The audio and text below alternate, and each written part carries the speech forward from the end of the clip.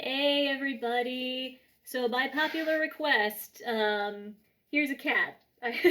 Somebody said they wanted to see more cats because that would make them happy, and this is Cat Stevens, who is one of our cats, and he's normally very adorable, but I think he's confused about what's happening right now. But anyway, he says hi, so this is his face, and he's wriggly, and he's wriggly, and he's wriggly. Hi! Ow. Anyway, your Easter egg for this week is to tell me what you think of the cat. Please email me and tell me adjectives that describe the cat you just saw, and then you're good. Then you get your 2 points of extra credit. Okay, now moving on to the philosophy that we're covering this week in preparation for Speech 3, and please keep in mind that you do need to choose one of the philosophical lenses that we've covered in this unit so far as the thing that you reference in your Speech 3, so people know that you're giving them a moral solution to whatever your problem is. Then we will be covering next both Kantian ethics and virtue ethics. And the thing is that normally in class we would have, it's a cool activity we would be doing, but we'd be having this big debate where I'd give you scenarios and ask you what a virtue ethicist would do versus a Kantian ethicist, and instead I am a talking head on a screen. So what I'm going to do instead is, in this lecture, I'm going to hum you a few bars of virtue ethics, and I am, in my Monday email that goes with this week, I am going to be including a video that explains Kantian ethics, because to be perfectly honest, I don't know how to explain Kantian ethics and make them sound super exciting, but the video does. So I'm going to let that shine. In the meantime, here's a little discussion of virtue ethics to make sure that you understand what they really are moving forward and incorporating them into your speech. And I intend this to complement the reading. I'm taking a slightly different interpretation on the whole thing than Rachel's did. I'm going to try to distill it down into definitions and explanations that are a little easier to understand. So get your pens ready, take some notes, because virtue ethics are highly useful for Speech 3 in the respect that they're about things that you can do repeatedly that are good, or at least aim you in the direction of good. They're a guideline that makes sure that your moral actions are repeatable and it make you feel like a good holistic person instead of just like a person who may or may not be good who has done a good thing. Yeah, and that's a key distinction. So here's what I have to say about virtue ethics. Now, the first thing we need to figure out is what is a virtue. And Rachel's has a more complicated definition, so let me lay this one on you. A virtue is a personality. It's a disposition that occurs within you, within a person, across time and across context. It's a disposition, a personal disposition that occurs across time and across context. Basically, it means it's a thing that you can do regardless of when it is or where it is or what the situation is. And if you just keep performing that thing, then you will be good. Let me be a little more specific. A virtue is a quality that you have, and you're familiar with this concept already. Like the whole notion of virtuous behavior is something that people are raised with. That's how they teach us to be quote unquote good when we're little, because it's easy to understand, and it's more malleable and a little bit more operationalizable. That's not a word. I tried though.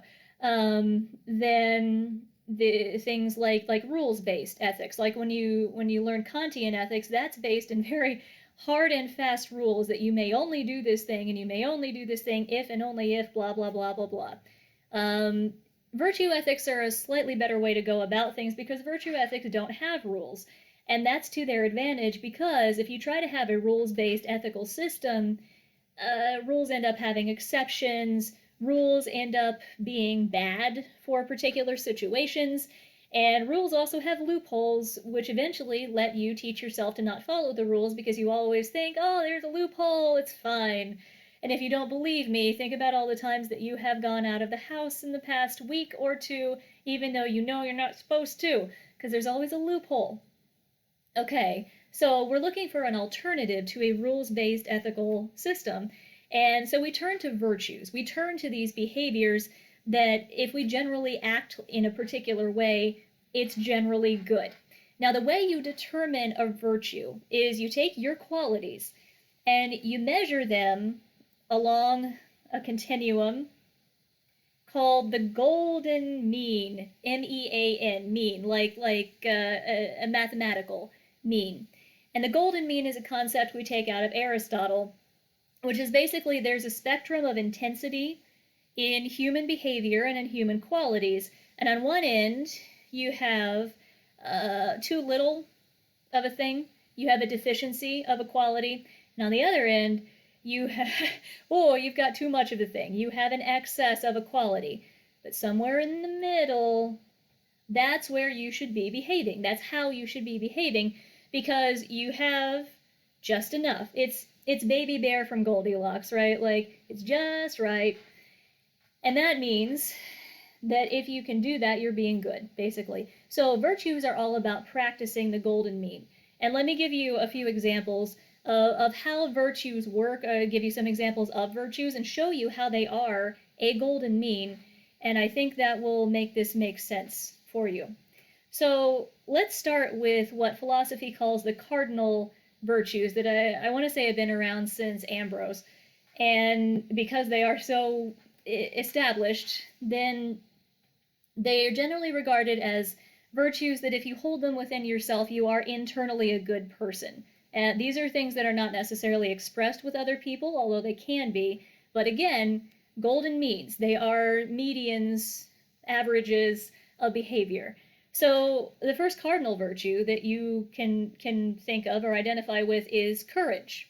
Now, courage is a disposition that you have within yourself, and it's a golden mean between two things: apprehension and confidence, overconfidence. If you have courage, you are willing to do the thing, yeah, and that's good. That's the amount of disposition that you should put into a situation. Whereas people with apprehension, they're not going to do the thing, and that's bad. On the other hand, people with overconfidence are going to do the thing and they're going to jump into it in stupid ways, and that's bad too. So courage is the ability to just do the thing and just do it appropriately and be done. Yeah, so do you see how this works? All of these are in the middle of two qualities. Now the next cardinal virtue is moderation. Moderation is a pivotal virtue because it's kind of the secret of all the virtues, isn't it? Like, these are all moderate things. But moderation in this particular instance is on a continuum between self-indulgence and self-denial. So think of this in terms of consumption of things. For example, food. So we have self-indulgence. So you see a cupcake and you're like, I would like that cupcake. I would like 50 more cupcakes, and I'm going to sit here and I'm going to eat all of them in a row, and I don't care how I'm going to feel in the end because I just want cupcakes. Versus self-denial, which is, wow, that cupcake looks like it has carbs in it and sugar, and it looks like if I smell it, then you know what? I'm just never going to touch a cupcake again in my entire life. Yeah, right? So we have a continuum of bad things, but in the middle of self-indulgence and self-denial, we have the golden mean of moderation, which is, I'm going to eat this one cupcake. Probably not going to eat them every day. I'm going to enjoy them occasionally, though, because I fucking like cupcakes. Yeah, that's the golden mean. The next cardinal virtue is justice. And justice is hard. Justice is one of the hardest virtues to try to implement in your everyday life, because what it means is giving people what they deserve. Yeah? The thing about justice, though, is that it's hard to know what people deserve, and that's why we need to find that golden mean, because imagine, just right now, imagine somebody who has hurt you somehow. Everybody's got one. Think of your high school bully. think of somebody who picked on you when you were tiny. Think of somebody that stole your significant other. Just think of somebody that has harmed you, and I want you to picture them in your brain. And now I want you to imagine what you could do to them in retaliation. Yeah? Let's say it's somebody who stole your significant other. Although let's be careful not to not blame the significant other in that, because they're usually also culpable. But anyway, on that continuum, you could do nothing. Yeah? You could just say, you know what? Cool, you hurt me, but I have other things going on in my life, so bye, Felicia. I'm going to take care of other things and not think about this. That doesn't really, help the situation. It doesn't give them what they deserve. At the same time, you could pee on their house and then burn it down. That is another thing that you could do to this person who stole your significant other. And at the same time, doesn't that seem like a bit much? So the medium, and I don't know exactly what the action would be, but the medium would be to think of something that gets the point across, but also doesn't, hurt the person more than they hurt you. So you got to figure out what that is if you really want justice to happen. The last cardinal virtue is wisdom. And wisdom is not intelligence. I don't want you to confuse the two. Wisdom is your ability to do the right thing in the right situation. It's your ability to read a situation and figure out how you should act. This is why we say that old people are wise, because old people have been in situations and they know what to do in them, whereas somebody who is new to a situation is not going to have that same ability. So wisdom is knowing what to do in situations. Wisdom is the difference between standing at the brink of a party and being like, what the fuck do I do with all these people? And being like, hey, I'm going to walk into this party and I'm going to own this party. It's going to be my party. Everybody's going to pay attention to me, and I'm going to be the most party person in this party room. That's not the right thing to do either. Yeah, so wisdom is knowing exactly what to do in a situation. Okay, so those are the cardinal virtues. But there are some virtues that are just out there in the philosophy literature and listed as such because they're good things to do, particularly around other people. These are virtues that if you have them, dispositions that if you have them, other people will like you, other people will want to be around you. And these include, first and foremost, humility. Humility is a virtue, again, something you can practice across time and in different contexts, that's the golden mean between being very, very proud. Hey, everybody look at me, look at my grades, everything I do is amazing, boast, boast, boast, which is annoying. People don't want to be around you. But on the other end of the spectrum, we have self-debasement. Yeah, we have I hate myself. We have, oh my God, I'm going to insult myself as a joke, but I don't mean it as a joke. We have anything that makes it seem like you have low self-esteem. Yeah, so the middle ground there is to not be boast, boast, boast, and to not be, oh my God, I hate myself. The middle ground of humility is, hey, I did a good thing. Okay, cool.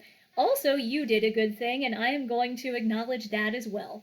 Yeah, so just like know your strengths and be willing and able to talk about them without rubbing them in other people's faces. That's humility. Another social virtue is called gentleness. And I really want you to pay attention because this is the one that people for some reason package and misinterpret later. Gentleness is about energy. It's the energy you bring to a situation. And I'm sure you're all aware that in any situation, it's very easy to have too much energy. You come in, you're a big ball of excitement, you're like, oh my God, guys, I'm so intense, or I'm so mad, or I'm so excited. And on the other end of the spectrum, I'm sure you know people who have no energy. They put no excitement into anything they do. They're always lethargic. They're always bored. Bad social ideas, yeah? So the middle ground of that is an appropriate amount of energy. This is called gentleness that you put into a situation that shows you're invested and you care, but you're also not like bonkers over it, yeah? So it is a golden mean. So gentleness is not a lack of energy. It's the mean between a lack of energy and an excess of energy. Another social virtue is truthfulness. And dear Lord, this is hard because one of the rules based ethics lines that we always get when we're growing up is don't tell lies. And to an extent, that's incredibly true because society would collapse if we could not presume that other people were telling the truth all the time. We have to assume people aren't lying to us because otherwise we just wouldn't trust anybody and nothing would get done. And that's a problem. So, truth is actually a mean because you can have too much truth. Yeah? You can have too little truth and you can have too much truth. Too little truth, lying all the time. Too much truth. Oh, so you know how, like, sometimes public officials will accidentally release military secrets to the world? That's too much truth. Do you know how sometimes when you ask a friend, like, hey, does this shirt I'm wearing make me look weird? And they're just like, yes. The sensation you get from that little fuck you that you think, yeah, that was too much truth. They could have said something like, hey, that shirt's good, but you know what might be even better? This other shirt, which is the exact right amount of truth. Yeah? Truth is a mean. If you're practicing it in a virtuous way, truth is a mean. Another social virtue is friendliness. Are you friendly? Because what I'm asking is, are you just the right amount of friendly? Friendliness in general is your ability to treat somebody that you're not close to like they're already your friend. It's that attractive quality that when you see somebody who is friendly, you think you can talk to them because they're already treating you like you're an interesting and valuable person in their life.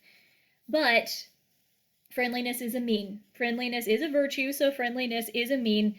And that means that on your continuum for friendliness, you have people who like meet you and like hug you, or people who like meet you and then immediately they start dishing about their deepest, darkest secrets. These are the people that tell you their life story in the airport when you have no inclination to know it. And then on the other hand, you have people who are, aloof, who are cold shouldered, who do not want to engage with you. So if you want to be friendly, you have to find the middle ground between those two styles of operating, and you have to make sure that you're sticking with it. So there's that. The last social virtue is called wit. Wit is tasteful cleverness. Tasteful cleverness is your ability to say the right thing in a situation, to have that little zinger that makes people remember you, that ability to say something that's kind of cute and kind of clever, yeah? And again, it's a medium, because some people never have anything clever to say, never say anything memorable, and at the same time, you have people who wear, like, everything they say is just, like, completely cinematic. Like, it's like they think they live in a sitcom and they're constantly being recorded. And that's annoying. This is annoying. This is annoying. Everything's annoying except knowing when to say the clever thing occasionally at the moments when it is the most clever and then shutting the hell up. That's wit. So, those are your social virtues. Now, the argument in philosophy, especially going back to the ancient Greeks, is that if you practice a virtuous life, you will achieve something called eudaimonia. And I'll spell that Eudaimonia. Rewind and write that down. Yeah, there you go. Eudaimonia is the ability to be truly fulfilled as a person. It's a kind of happiness, but it's a happiness that you can only have if you have lived the most virtuous and human life that you can possibly live. Like, if you have been a good human, then you achieve the highest order of happiness that exists. And I think that's a good goal, personally, and I think that it creates a notion of ethics that is a little more based in a holistic personhood than just choosing the right action at a right time. It focuses more on being a good person than it does on deciding whether or not you should do a thing. And I keep that in mind, particularly if your speeches are trying to get people to be better people. So maybe your topic is something like, hey, here's a problem. We're all shitty to each other. So virtue ethics tell us we should do X, Y, and Z. Yeah? And there's your citation and there's your speech. I hope this clarified things for you. I know that if you took Honors 101, this was another little bit of a repeat, but again, repetition doesn't hurt anybody, and you learned it a little more. And this time it was accented with the Rachel's reading, which does take things more in depth. If you have any questions at all about anything I've mentioned, then feel free to email me. As always, feel free to email me in general. If you want those 2 points of extra credit, feel free to email me and make me feel good about my cat. And other than that, I'll be in touch via email on Monday. I hope you guys are well, and I hope that you have good luck in writing speech 3. I'm really looking forward to speech 3, so make my day sunny, do it well, and then we can all go home happy. Okay, goodbye everybody.